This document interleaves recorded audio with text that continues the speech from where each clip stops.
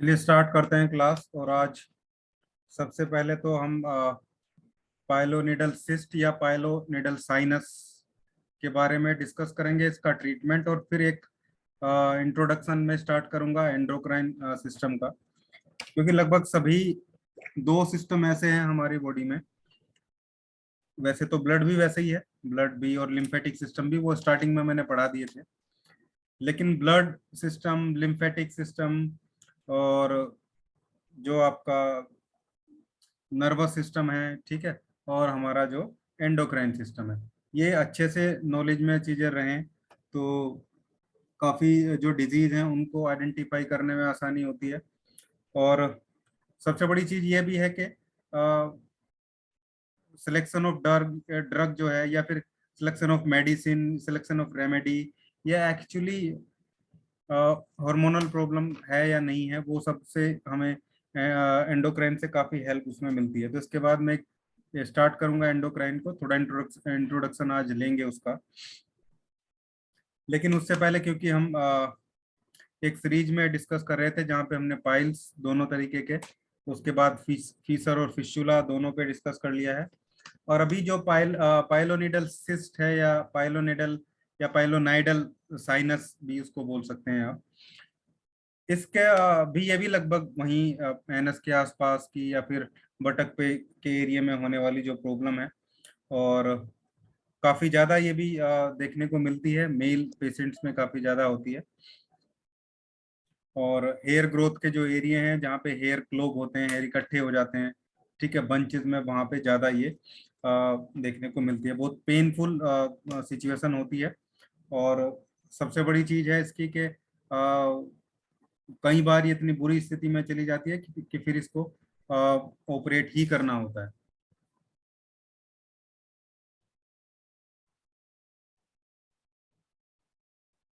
हाँ, pen oil भी बताऊंगा नंदलाल जी। तो इसको हम ध्यान में रखेंगे। और इसको ये डिजीज काफी देखने को मिलती है।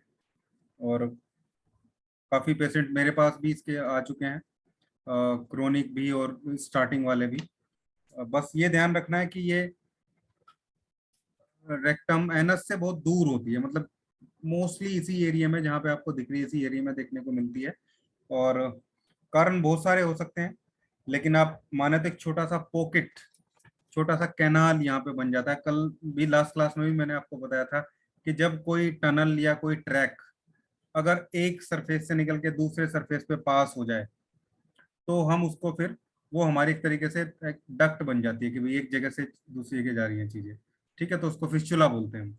लेकिन जब वो एक सरफेस से दूसरे सरफेस पे ना जाए, अंदर ही रहे, तो उसको हम साइनस बोलते हैं। तो ये पाइलोनिडल साइनस या पाइलोनिडल सिस्ट इसको बोला जाता है। और इसकी जो स्टार्टिंग है वो अंदर से, बहुत अंदर से नहीं होती, सुपरफिशियली लेयर से ही होती है। एक्चुअली यहाँ आप देख रहे हैं तो ये हेयर है।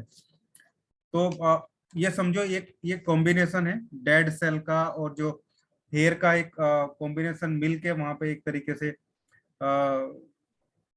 उस पर्टिकुलर लोकलाइज एरिया में, टेल बोन वाला जो एरिया होता है वहां पे, ये एक छोटा सा बहुत छोटा सा इन्फेक्शन के रूप में स्टार्ट होता है। फिर धीरे धीरे ये ट्रीट नहीं किया जाता है, या ऐसे ही कोई एंटी फंगल मेडिसिन या कोई स्टेरॉइड क्रीम वगैरह लगा के इसको ठीक करने की कोशिश की जाती है। उससे नॉर्मल जो लोकल सिस्टम है वो कई बार मैनेज हो जाते हैं, लेकिन ये धीरे धीरे अंदर बढ़ता रहता है, बढ़ता रहता है। फिर स्थिति ऐसी आती है कि इससे, इसमें जो अंदर इन्फेक्शन हो जाता है, क्योंकि वहां पे हेयर्स इकट्ठे हो जाते हैं, जो डेड हेयर है, और जो डेड स्किन सेल है वो भी इकट्ठी हो जाती है। साथ में सीबम का सीक्रेशन भी होता है। तो ये सब एक तरीके से पूरा का पूरा ग्रुप बन जाता है, जो वहां पे बहुत सारे बैक्टीरियल ग्रोथ को एक तरीके से इनवाइट करता है।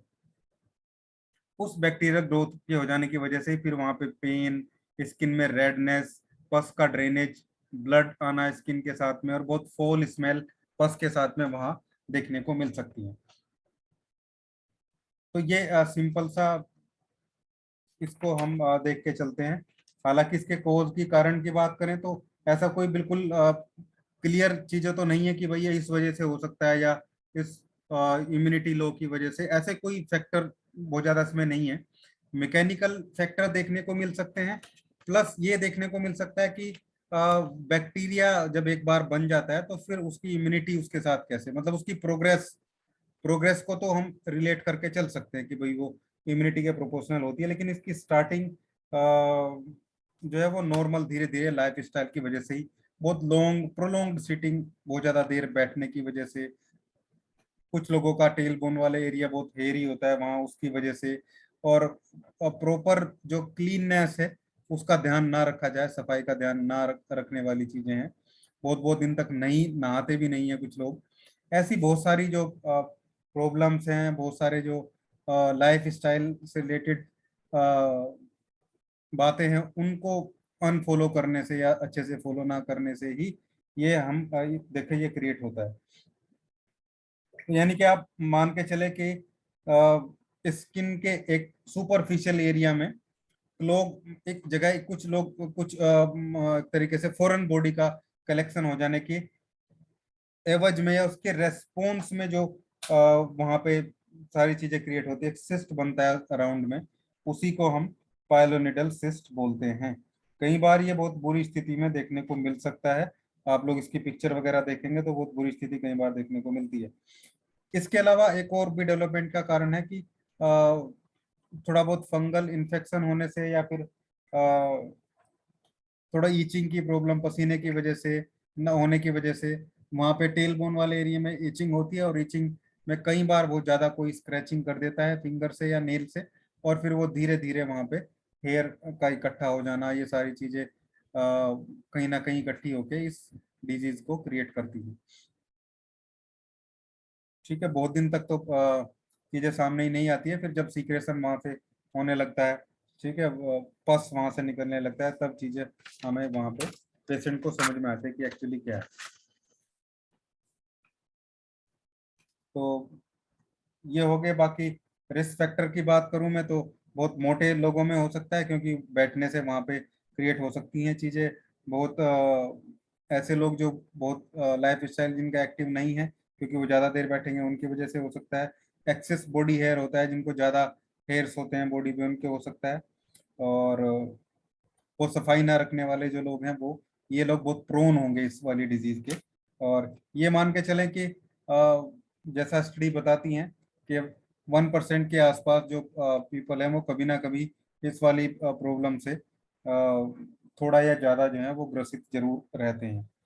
कॉम्प्लिकेशन में वही है कि भाई जो कोई सिस्ट है, अगर वो प्रॉपरली ट्रीट ना किया जाए तो वो नासूर भी बन सकता है, मतलब वो इतना पूरा जख्म बन सकता है जो कंटिन्यूस वहां से वूजिंग होती रहेगी, ठीक है, सिक्रेशन होती रहेगी, और बहुत बुरी स्थिति में वो स्क्वेमस सेल कार्सिनोमा में भी कन्वर्ट हो सकता है।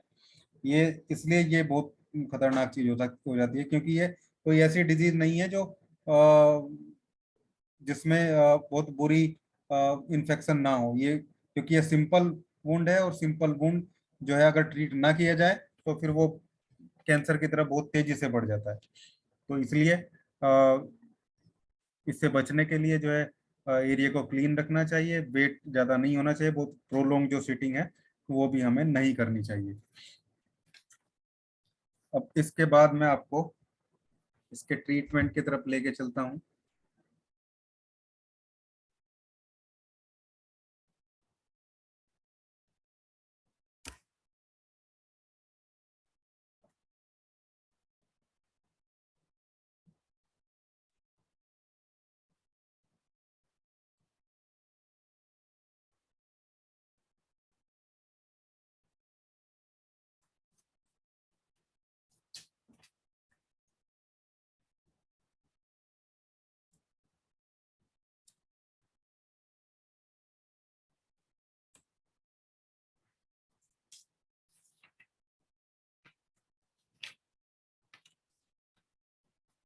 अब सबसे पहले तो हमें इसमें इसके इन्फेक्शन पे, इसके जो है घाव है जो उस पे काम करना है कि भाई वो ठीक हो।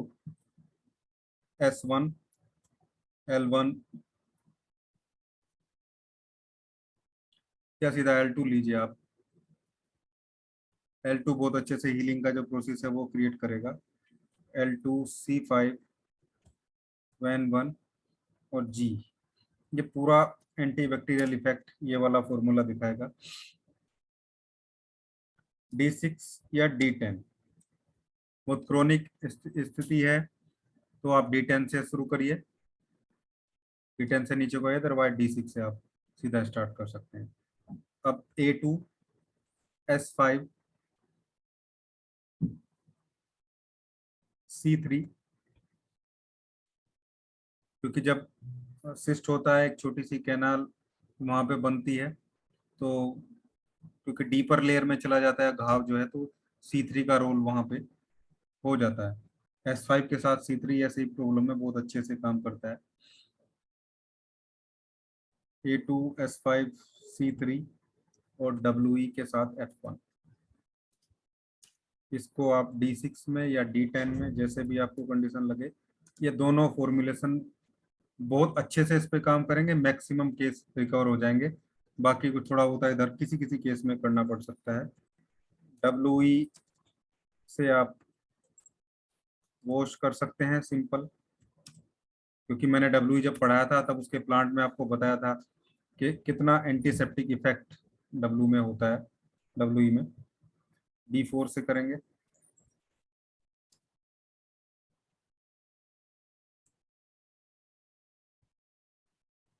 A2 C5 Van1 और G, इसको आप D4 में वहां पे एक तरीके से एक्सटर्नल एप्लीकेशन। अब एक्सटर्नल कैसे करना है, बहुत डीप है तो वहां पे कई बार कॉटन के थ्रू या जो हमारा बैंडेज होता है उसके थ्रू उसमें अंदर भी पहुंचाना पड़ सकता है। तब आप वहां पे अच्छे ऑइंटमेंट का यूज कीजिए। A2C5N1G यूज करना है, लेकिन आपको ऑइंटमेंट का मतलब उसमें ग्लिसरीन वगैरह, ठीक है, ग्लिसरीन का मिक्सचर बना के वहां उस तरीके से उसको अप्लाई करना है, ताकि अंदर से हीलिंग जनरेट हो, जो इन्फेक्शन है वो भी वहां पे क्लियर होता चला जाए। तो ये सिंपल आपको इसका करना है। अब और दो तीन चीजें हैं जो मुझे डिस्कस करनी है। एक तो पेन ऑयल के बारे में बताना है आपको। पेन ऑयल का मैं बता देता हूँ अभी आपका। पहले तो बेस ही बहुत इंपॉर्टेंट है उसका। तिल ऑयल प्लस मस्टर्ड ऑयल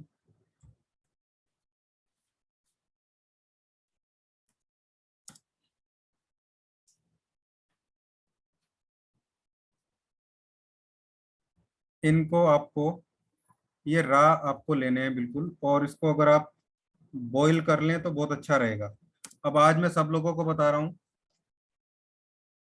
थोड़ा स्टार्टिंग में ज्वाइन करने वाले और एक महीना बाद, मतलब नए पुराने दोनों लोग ही, दोनों लोगों के पास ये वीडियो जाएगा। कुछ 18-20 लोग ज्वाइन किए हैं, बाकी 30 लोग केवल वीडियो देखते हैं। शायद टाइम की वजह से भी, टाइम थोड़ा लेट तो है ही, उन सब के पास भी जाएगा। अब मैंने पहले भी बताया था कि मैक्सिमम फॉर्मुलेशन जो है वो मैं शेयर कर दूंगा धीरे धीरे। और ये भी बहुत इंपॉर्टेंट, जो पेन ऑयल मैं खुद बना के यूज करता हूँ कई सालों से, केवल उसको मैं आपको बिल्कुल सबके सामने जो है रख रहा हूँ आज। इसको आपको बॉईल करना है।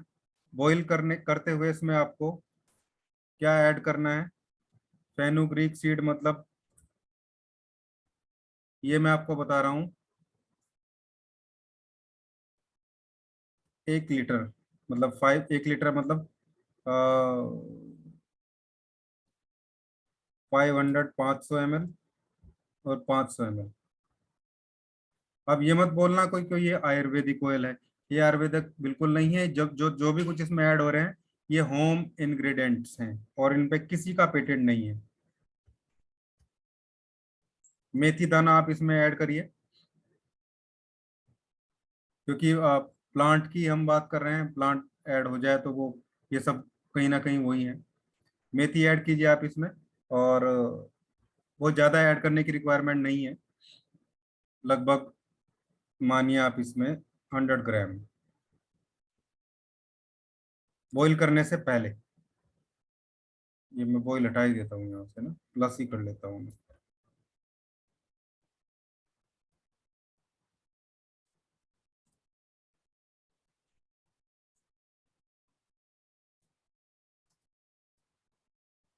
इसके बाद क्लव्स, LAUNG, लवंग ऐड कीजिए आप इसमें। क्रश करके डालना है, लगभग 20 ग्राम ओनली।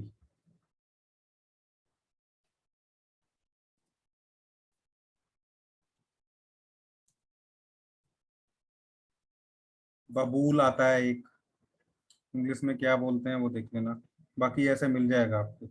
उसकी फली आती है या फ्रूट आप बोल दें उसको। ये आप ऐड कर ले इसमें 100 ग्राम्स।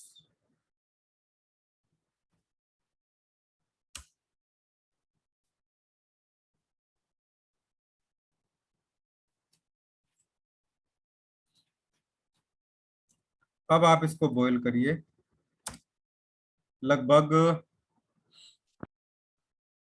जब तक ये जो चीजें इसमें ऐड करी है हमने, ये ब्राउन या ब्लैक जैसी ना हो जाए।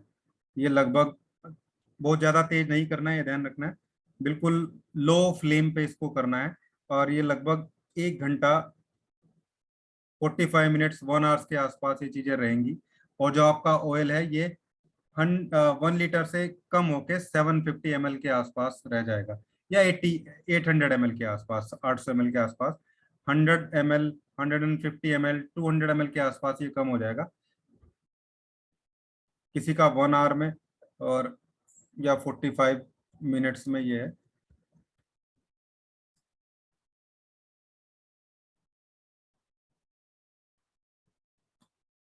ये बेस आपका बन चुका है। अब इस बेस में आपको थोड़ी थोड़ी चीजें डालनी है। जैसे इसमें लगभग आप 10 ml टर्पेंटाइन ऑयल, तारपीन ऑयल, ये आपको मेडिकेटेड टर्पेंटाइन ऑयल लेना है, जो पेंट्स में मिलाया जाता है वो नहीं लेना है। लगभग 10 ml के आसपास वो मिलाएंगे आप। लगभग 30 ml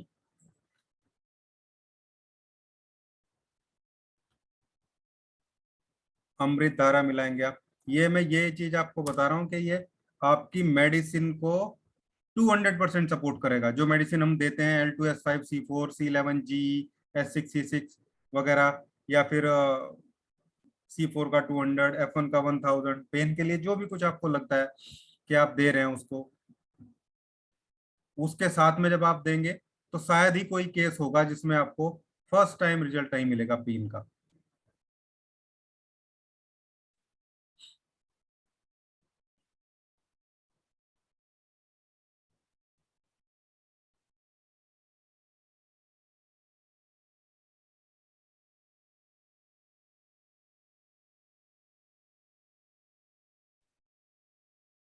ठीक है, इसके अलावा कुछ और रीजन में मिले, एक नर्सिंग ऑयल होता है, ये ज्यादा नहीं लेना है, ये भी 10 ml ही लेना है बस। ये सब मिला के अब हमारा ये बेस तैयार हो जाएगा।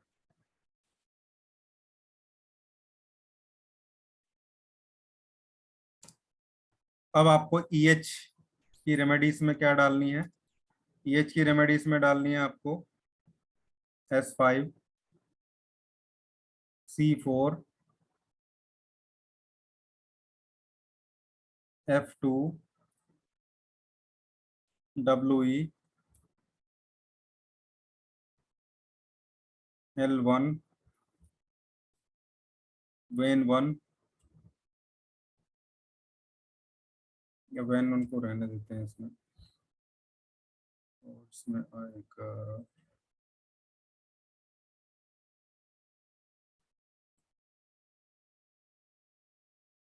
E1। ये आपको D3 से ऐड करना है, और D3 से आप ऐड करें इसमें लगभग 100 ml, 90 ml के आसपास, क्योंकि 80 से 90 ml, जितना भी आपका ऑयल है उसके हिसाब से 19 से आप इसको बनाएंगे। फिर आप इसको यूज करें और देखें इसके रिजल्ट। आप सब लोग इसको 1-1 लीटर बनाइए, 1-1 लीटर बना के यूज कीजिए, और फिर नेक्स्ट वीक आप मुझे इसके रिजल्ट बताइए।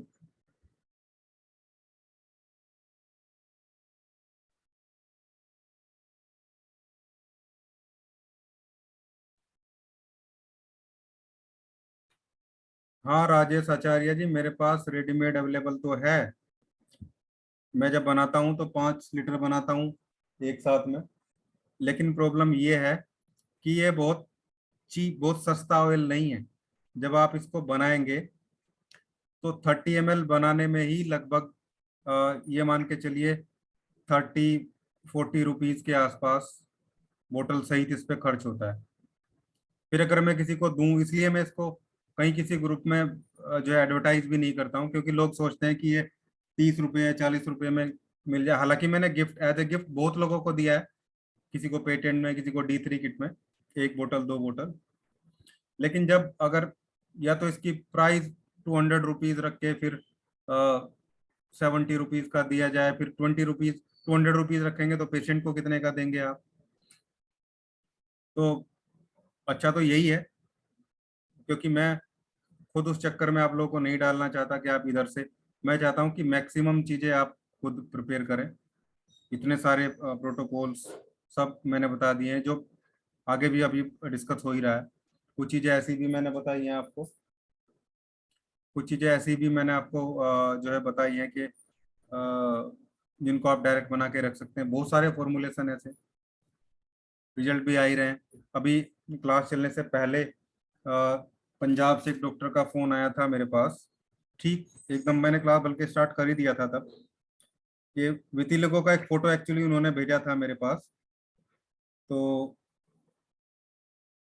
अब उन्होंने जो चीज मैंने उनको बताई थी फॉर्मुलेशन, और उनका बुक भी है मेरे पास, वैसे तो किट भी ली उन्होंने मेरे से। तो मैंने उनको बताई सारी चीजें। अब 3 केस वो लगभग रिवर्स कर चुके हैं। अभी फोन आया था, उनका फोटो वगैरह भेजेंगे वो मुझे कल, तो मैं आपको ग्रुप में भी भेजूंगा। 3 केस वो रिवर्स जो है कर चुके हैं। और ये ऐसी चीजें होती हैं, कुछ डिजीज ऐसी होती हैं, इसमें एक बार फेम मिल जाए ना आदमी को, किसी भी एक डिजीज में, किसी को एक्जिमा में, ल्यूकोडर्मा में, ठीक है ना, या सोरासिस में, या पेन मैनेजमेंट वाली चीज में, तो आप देखेंगे कि वो बहुत जल्दी फेम तो होगा ही, उसके अलावा वेल्थ भी, उसको पैसा भी बहुत अच्छे से वहां पे इंक्रीज होता है।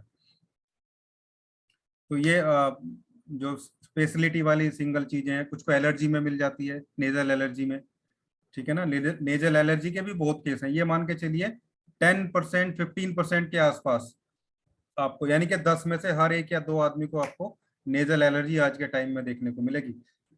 और जो फॉर्मुलेशन मैंने आपको बताए हैं, 2-3 लगभग 4 फॉर्मुलेशन है अलग अलग तरीके के। किसी दिन मैं डिजीज पर डिस्कस करूंगा तो भी आपको बताऊंगा उसके बारे में।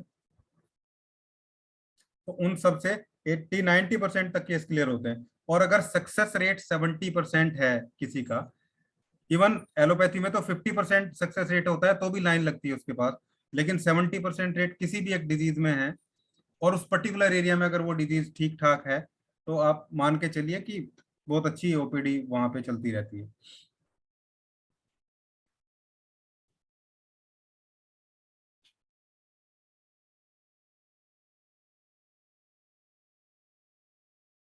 हाँ यस, आरी तो रहेगा ही, आरी तो रहेगा ही, वो तो मैं भूल ही गया। आरी के बिना कैसे होगा।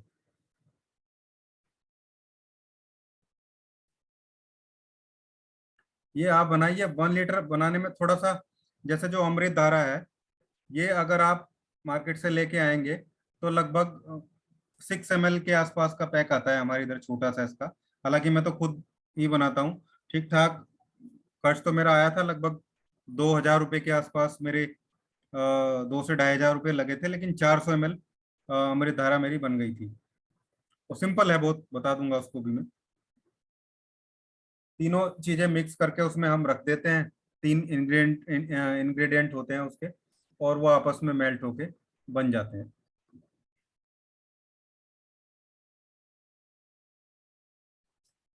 लेकिन ये 2 इंग्रेडिएंट बहुत महंगे नहीं है, और इफेक्टिव बहुत ज्यादा है।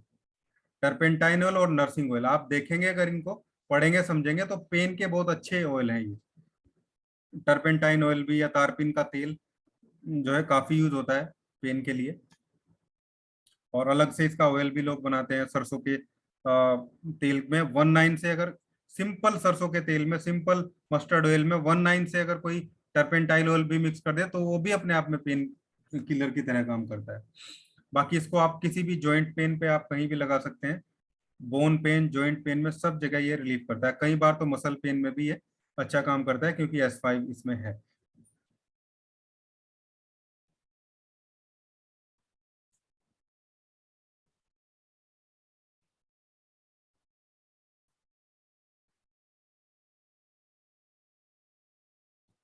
तो ये आप बनाइए।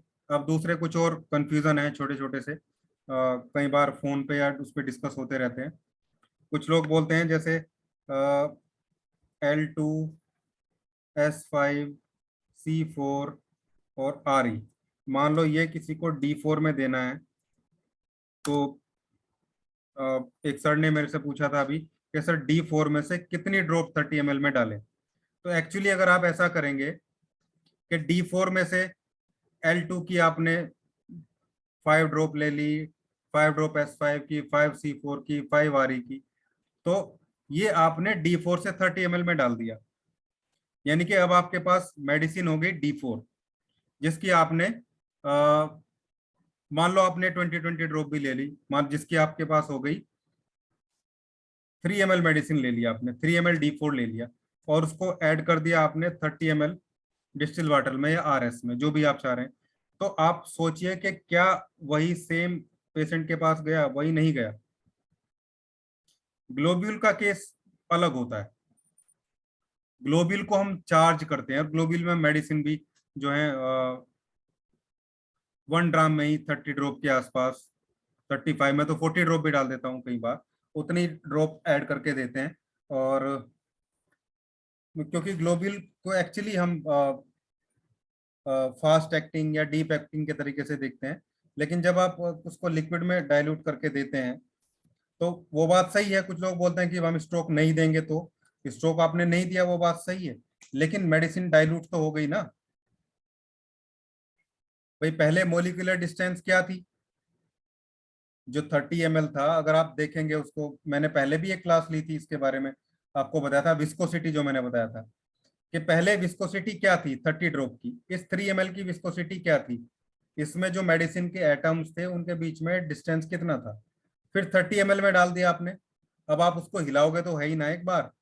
अगर आप उसको बोलेंगे कि वो मिक्स नहीं हो रहा है, अगर 3 ml medicine 30 ml distil water में मिक्स नहीं होगी तो आपकी मेडिसिन कैसे तैयार होगी?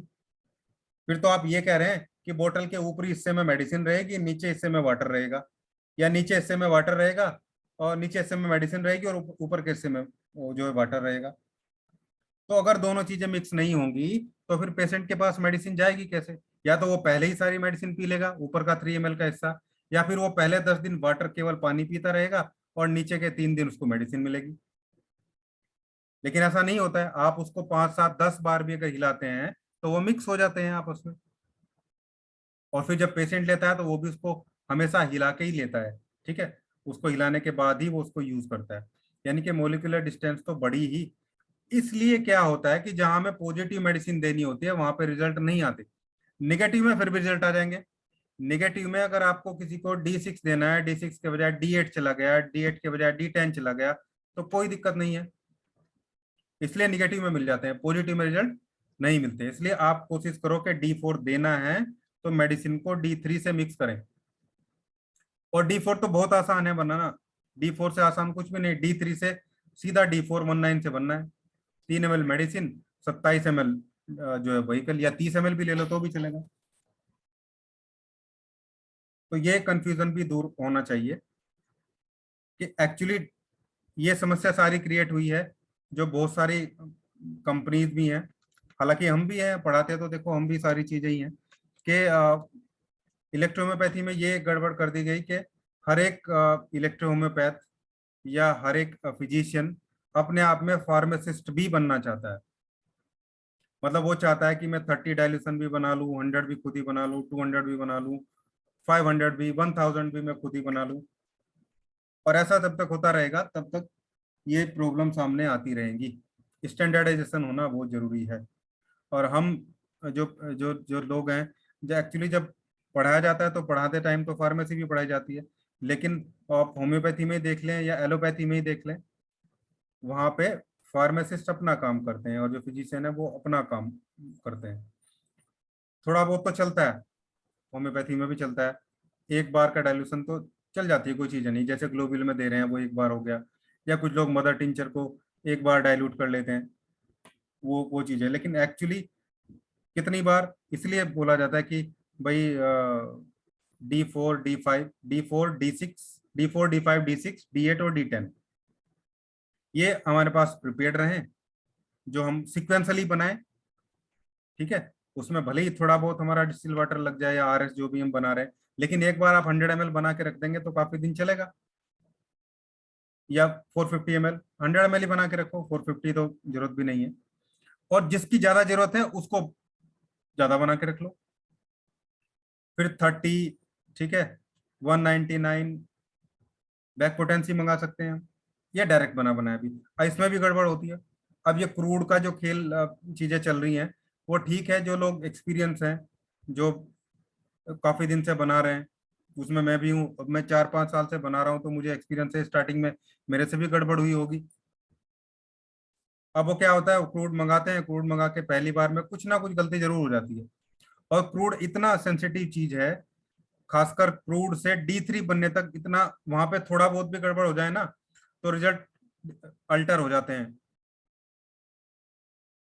अब मैं D3 किट बना के देता हूँ, वो बहुत महंगे भी नहीं है, और उससे 50% है या उससे भी कम प्राइस पे है, उसके बावजूद भी रिजल्ट लगभग 100% है। तो वो एक्यूरेसी आई है इतने दिन से बनते बनते। और अभी भी आप देखिए, एक महीने में 40-50 किट बन रही है, तो एक्यूरेसी, प्रैक्टिस जो है बनती जा रही है।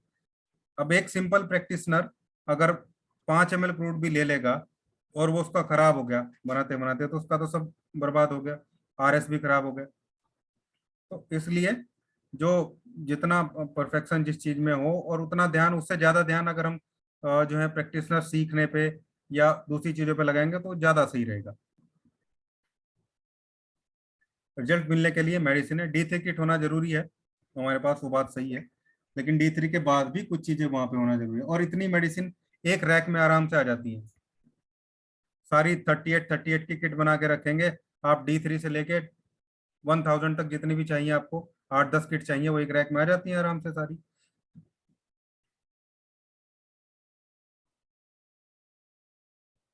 चलिए खैर, मीटिंग एंड होगी, अब दोबारा कनेक्ट कर लेना।